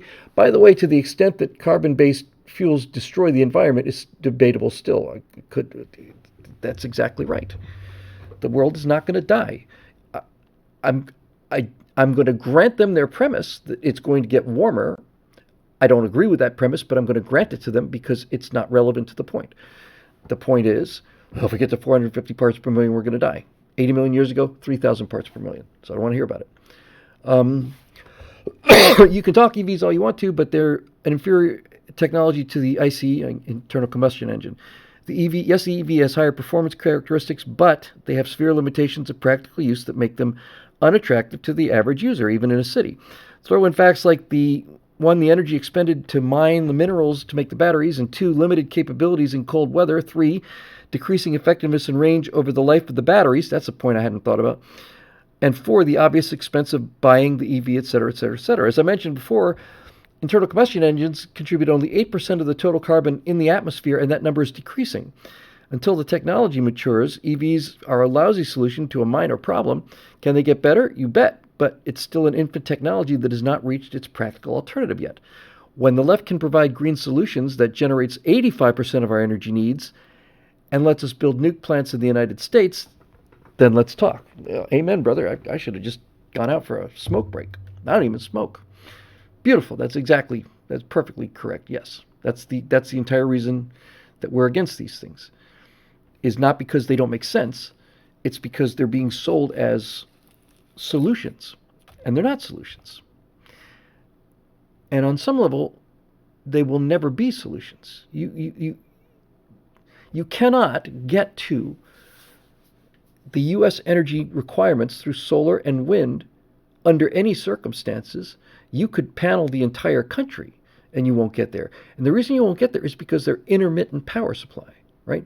They're intermittent. They are never, in fact, not only are they intermittent, I would obviously think that, I don't think that the output of a wind plant or a solar plant is ever exactly the same over any 2 hours, right? I'm sure they get it pretty much close, but changes over the course of the season. Angle on the sunlight, whether it's windy or not, changes by the season. Some seasons are windier than others, and so on. So yes, on some level, it's free energy, and it's probably good on an individual basis.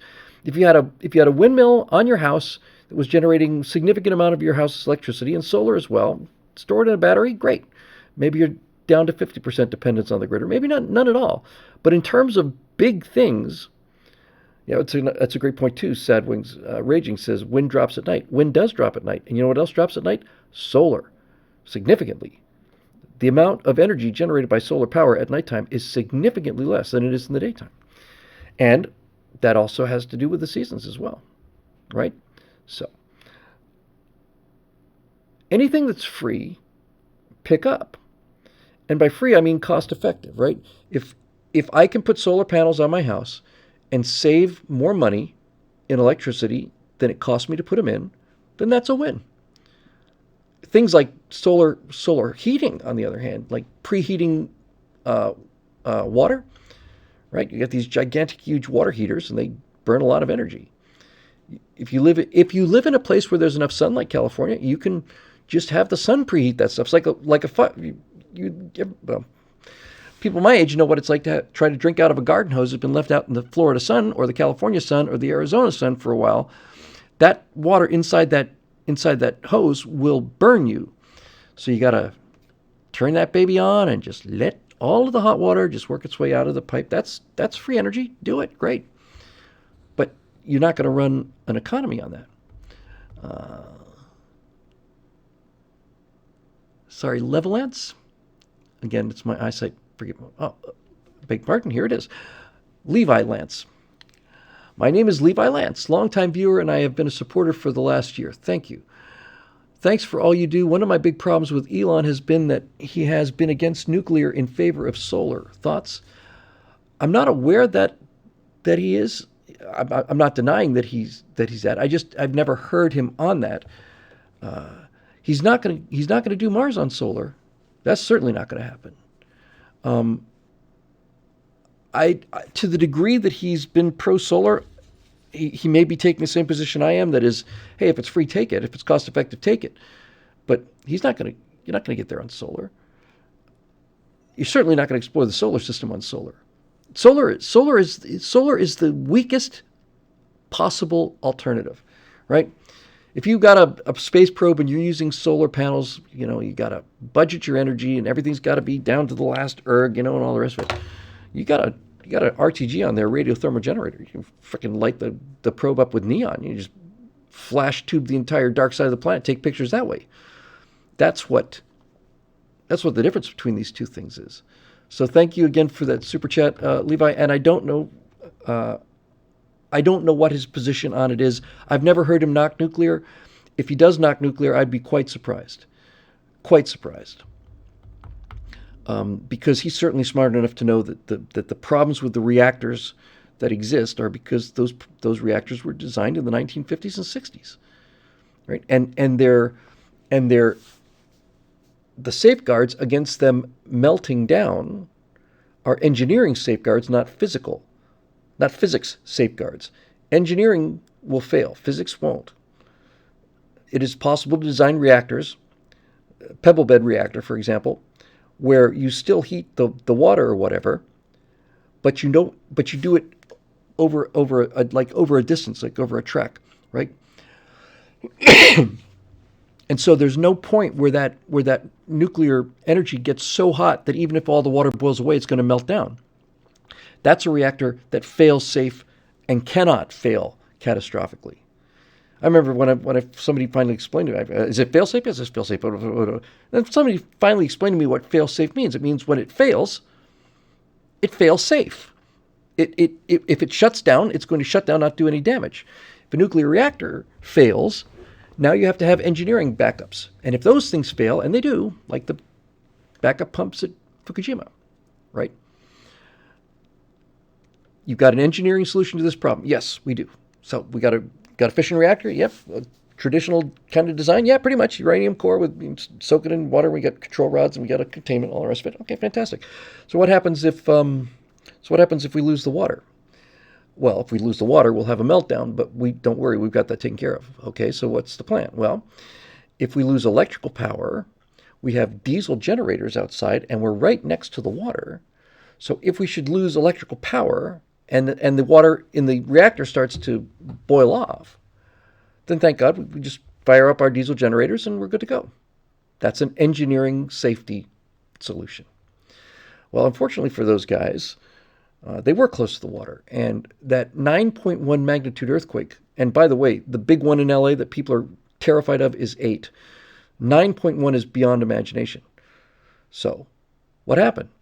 Tsunami came in, right? The structure survived the earthquake. Those engineers did what they were supposed to do. In fact, the engineers that built the backup systems did what they're supposed to do. But whoever designed the design didn't. Because what happened was that tsunami came ashore and flooded the diesel generators that were the backup. And by the way, I have heard from a couple different sources that had they decided not to try to save the reactor, if they just shut it down rather than try to save it for economic reasons, they wouldn't have had any problem at all. That it was through them trying to keep this thing that's on, it's on its last legs, keep it going. Because if you really want to shut down a reactor, you can do it, but that's your investment gone, or at least a significant part of it, right? So, and then you've got the nuclear waste. That's a problem too. Although, again, there is a real good solution for that, and that solution has been politically removed, not engineering removed. Got all this deadly nuclear waste. It's going to be 100,000 years or so before this thing is even approachable. All right. How about if we dig like a big old hole in the ground? What's that? Yeah, why don't we just dig a deep honking hole, chuck stuff in there, cover it up? It's actually a really good idea. Why don't we do that? Yeah, why don't we? So, there you go. What's if something flats? What's the name's escape me. So there's a salt mine, abandoned salt mine, and it's right on the tip of my tongue. It's going to show up here in the hive mind in a second. And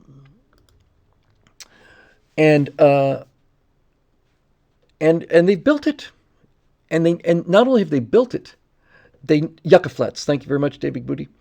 They know the area. They know that the area is geologically inert.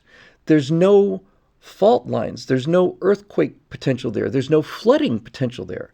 It's perfect. So why didn't they do it? Well, because people protested against it.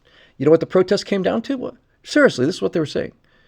They were saying that we can't do this because if we bury this stuff in Yucca Mountain and civilization falls apart, then our descendants might stumble onto this thing and get themselves irradiated to death. And my response to that is, if my deep descendants 10, 20, 30 generations down don't know how to read and don't know what nuclear power is, then this is probably a lesson they maybe should learn. Don't go into the haunted hills where the burning spirits are.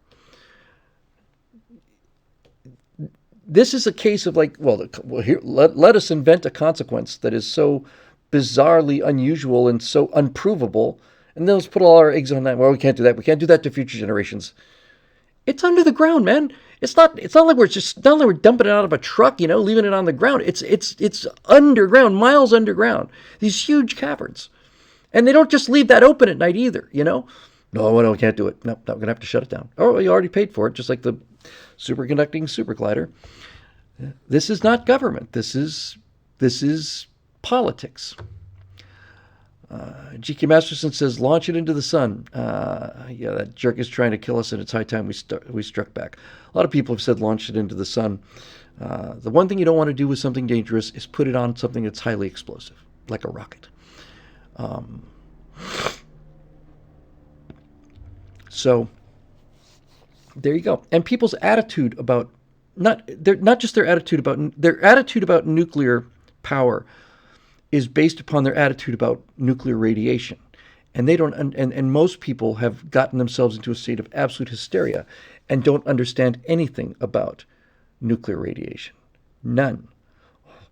There's detectable amounts of radiation coming from this thing. Yeah, well, there's detectable amounts of radiation coming from a galaxy that's 700 billion light years away too, lady. That's why we can see it. Aesop's Retreat says, hey, Bill, the Russians drilled a hole 17 miles down, I've heard of this story, until they heard what sounded like cries from hell. Drop the used nuclear waste down there. That's right. You know what? Dump it in the hole, let Satan sort it out. But seriously, yeah, don't be an idiot about nuclear radiation. That's exactly right, Flying. That's a good topic to do, right? I am sometimes so reluctant to repeat things that I've said on the show several times before, but then again, there are people who haven't heard this before.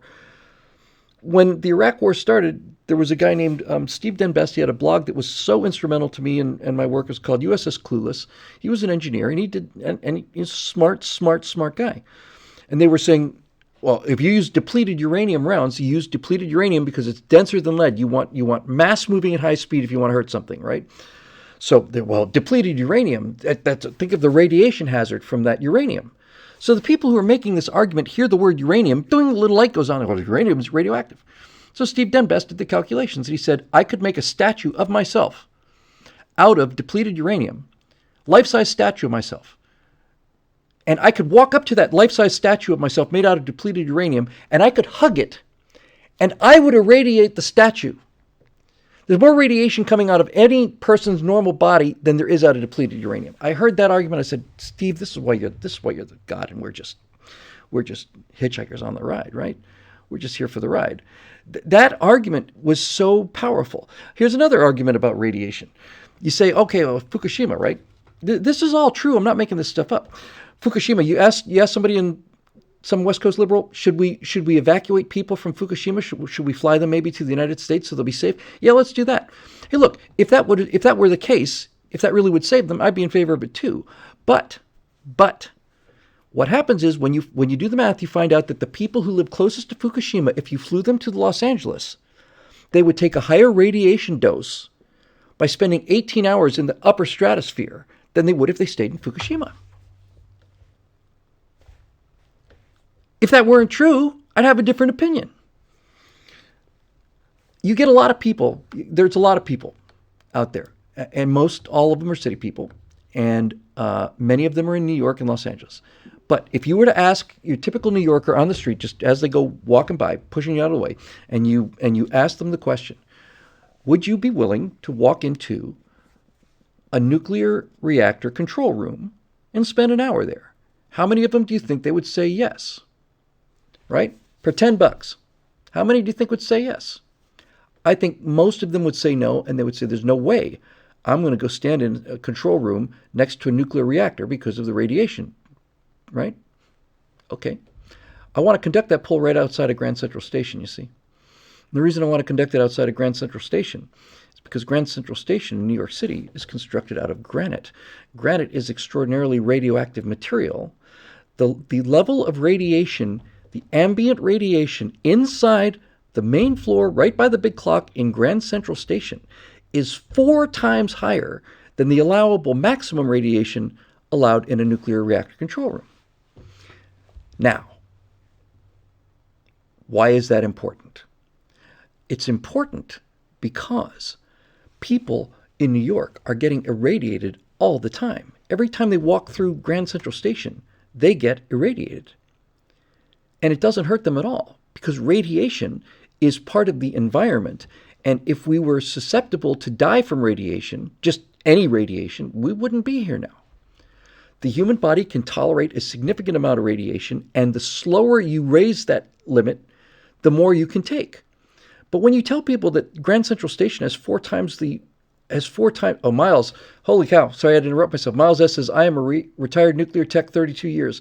Catch me if I'm saying anything wrong here, pal, because these are the kind of fans that we attract and makes me damn proud and happy. That's right, Dave Big Booty's got it. It's called hormesis. There is a medical theory, seems to have some good evidence on it. If you want to protect astronauts against radiation, the best way to do that is to expose them to radiation slowly but consistently.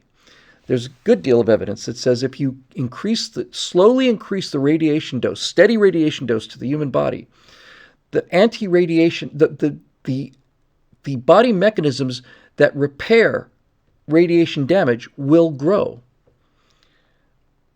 They will grow in this approximately the same way that wire Sherpas or people in the high Andes. How are they able to live up that high? They're above what would be blackout levels for most people who live near sea level. In aviation, I should know this by heart. In aviation, you can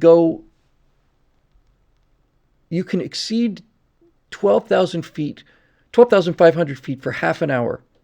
You can never exceed 14,000 feet without supplemental oxygen, right? So these mountains are at 20,000 feet, and the peaks of them are higher. How did they do it?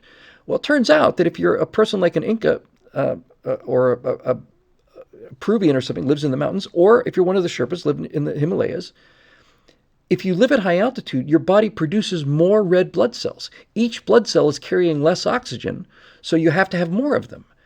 And that's how it works. And that's why climbers, when they're going to do Everest, they can't just go up and climb Everest. They have to go pretty high and stay there for a while. It's pretty much the opposite of decompression in terms of the technique, right?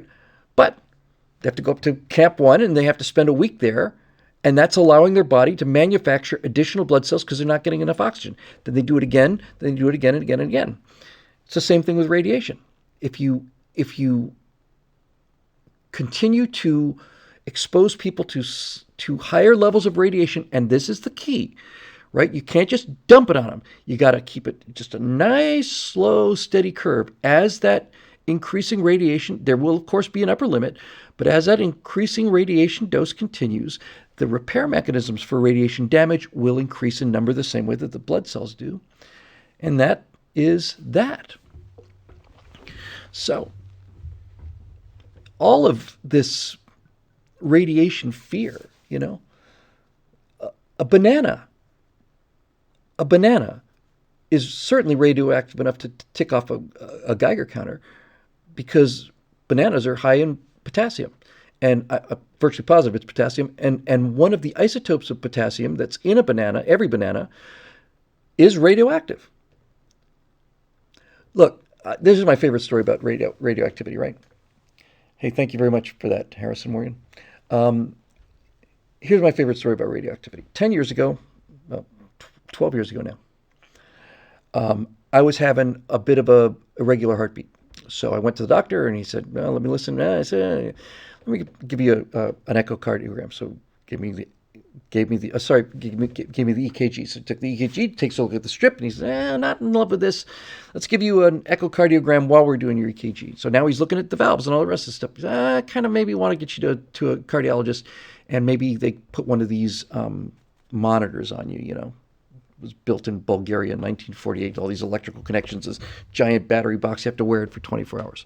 So I did, and I took it into the cardiologist. He took a look at it, and he says, "Yeah, we're gonna want to bring you in, Bill. We want to do one of these radioactive tracer dye tests." I said, "Awesome." So you go in there, and just so you get the theory, here's how it works. They fill you full of radioactive liquid. And they give you time for this radioactive liquid to circulate throughout your entire body. I want to say it takes about 2-3 minutes for blood to move all the way through the body. So they give you half an hour, something like that, right? So now you're filled with this radioactive material.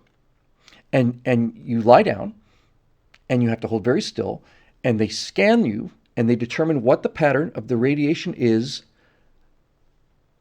in your body, right? They look at the concentrations, right? Then they let a little time pass. And then they put you on a treadmill and they really get your heart beating. They really get your heart going. Then they give you another shot of this radioactive stuff, or I don't know if they give you a second shot, but in any event, they get your heart rate up, right? And then they put you in there and they take it again. Now, the theory is that if you are healthy, you will see radiation spreading much more once your heart rate is up, because you're pumping more blood out to the extremities. But if you've got blockage, if you've got arterial blockage, you won't see much of a delta, much of a difference between resting and exerting, because the blood is not moving. That's what they're trying to test. And by the way, it's not like some doctor looks at these results. They phone these things into, I want to say it might have been Johns Hopkins or Walter. They do thousands of these things, analysis every day rather. They just, here come the numbers. Great. Here's what this tells us. So I did this, and he said, "Oh, here comes the radioactive stuff." I said, "Great." He said, "You're not going anywhere. You're not planning any trips anytime soon, right?" I said, "No." Why? Because you'll set off the radiation detectors in the airport. All right. So in it goes, out it goes. I'm fine. In the interval between the resting and the exertion scans, I'm in the hospital cafeteria. Is it Sloan Kettering? That sounds right. And I'm just sitting there and I'm just munching down on something. And the guy says, "You ready?" I said, "Yep." He says, "Okay, just walk real slow. Walk real slow when you go past those vending machines," right? And he's calling this out to me across the room. I said, "Okay." And I'm thinking, boy, they must really want me to buy some Snicker bars here or something. So I'm walking real slow. And all of a sudden, whop, whop, whop, whop, whop, whop. And the guy says, God damn it. Okay.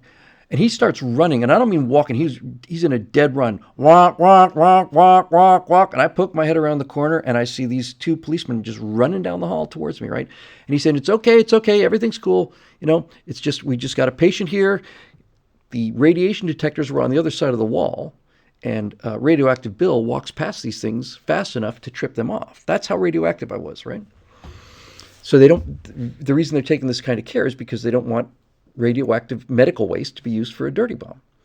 But I'm radioactive as hell, and I'm jazzed about it, man. I'm hoping for the ability to walk on ceilings, or maybe get significantly larger. I don't want to shrink down to a size of an atom, which is another possibility if you get too much radiation. But anyway, I'm waiting for my superpowers to come in. It never happened. But I worry about this not at all. None at all. Because I know my body can take radiation. And by the way, virtually all of the defense that we have against radiation is our skin, right? That's why they tell you if you ever find yourself in a situation where you're experiencing nuclear fallout, which would probably get your undivided attention, the first thing you need to do is get indoors, and the second thing you need to do is take the most thorough shower you've ever done in your life. Probably be a good idea to shave your hair off if you can, because the radiation, the radioactive particles will sit on the outside of your skin and radiate you inwards. Once it gets past the skin, it's got an easier time of it.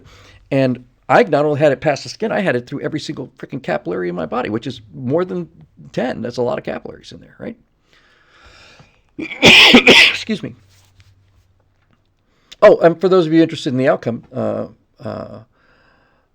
I was supposed to call this doctor at 5 p.m. and I got there. I called like 2 minutes late on a Friday.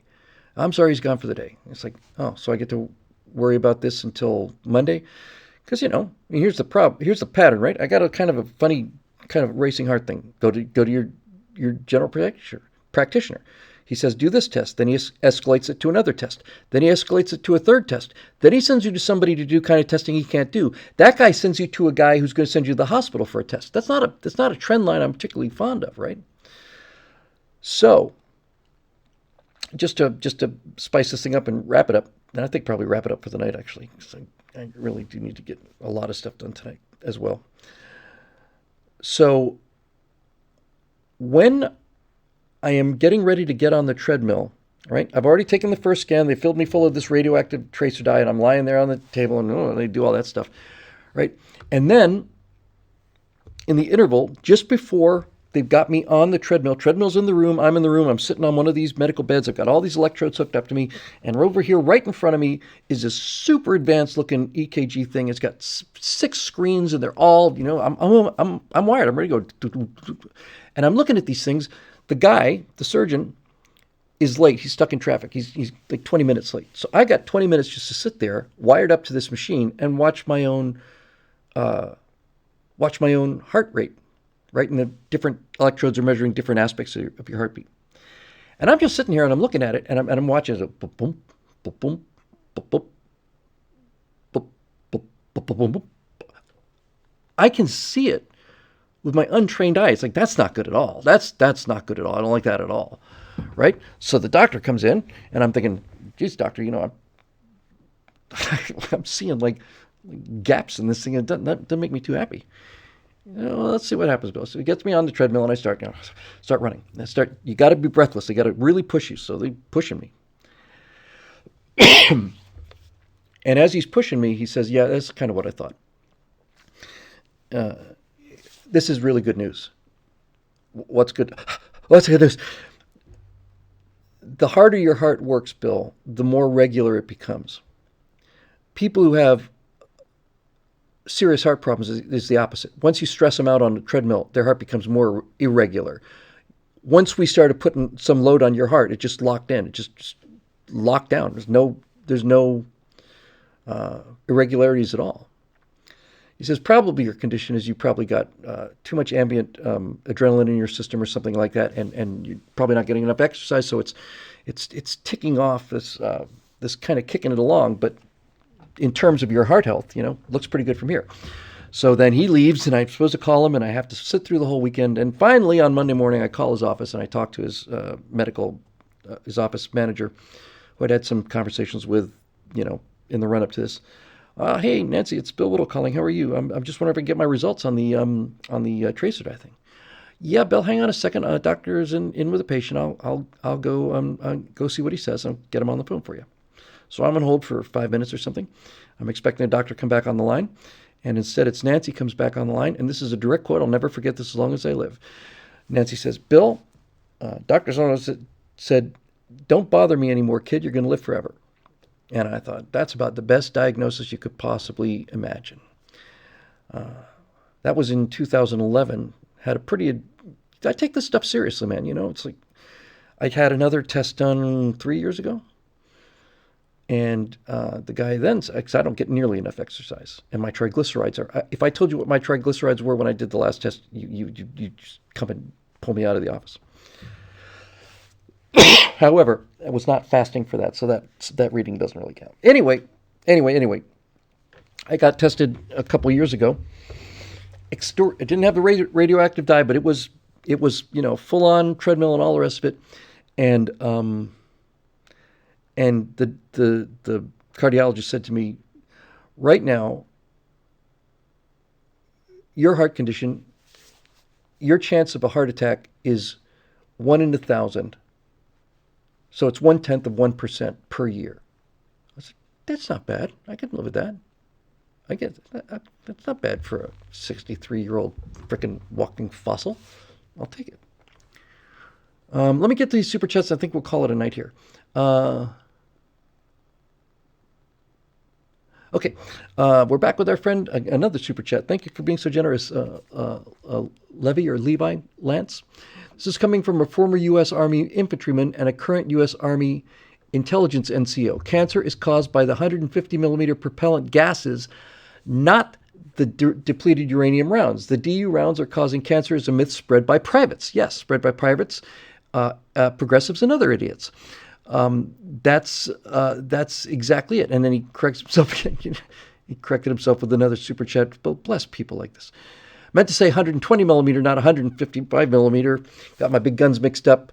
They did make depleted uranium rounds for the 155, but they were never used, to be honest. Just talking with a guy who's watching my show, who's handled rounds that are 150 millimeters in diameter, is just super impressive for me. Thank you so much for that, Levi. The audience in this show is beyond my understanding, really. Yeah. All right, so Max Model says, where is the Enterprise bridge set you used? I'm pretty sure I talked about that on the last Stratosphere Studios just a few days ago, which you can find on Stratosphere Studio channel. And I will link to it on the Facebook. Yes, privates are idiots, but at least they're manageable. The officers are the real risk. Right? That's really where the danger is. Make something idiot-proof, but you can't make it officer-proof. If you could, we'd be out of the woods. Yeah, I think that's probably going to do it. All right, well, another 1 hour, 58 minutes of you want to talk about energy source, just gaseous, hot emissions. But it's always fun, and I'm really having a good 2023 so far. How could it get worse, right? Well, I can think of how it could get worse, but nevertheless, yeah, I'm just feeling chipper. I suspect a lot of that chipperness is due to Bobby Trick and her magical formula of post-COVID supplements. But I'm feeling sprightly. It's not a word I get to use often enough. Sprightly. The show is made possible by the members of BillWhittle.com, who have been keeping the lights on for these many years. Some of them go back to eject days and bought Silent America. Some of them are brand new, but for all of them, we are extraordinarily grateful every single time. And even though I say it every show, I mean it every show. Thank you very much for your support, for letting us stay in the fight here and keeping this voice in the fight. And I am very, very grateful for the support, as is everybody here. So we will almost certainly see you on Monday night for the Stratosphere Studio live. And Thursday nights for Stratosphere Lounge, unless the sweet, sweet meteor of death arrives and then we can all relax about this whole thing. So otherwise, if that doesn't happen, in the unlikely event that that Smog does not show up, then I'll probably see you guys on Monday.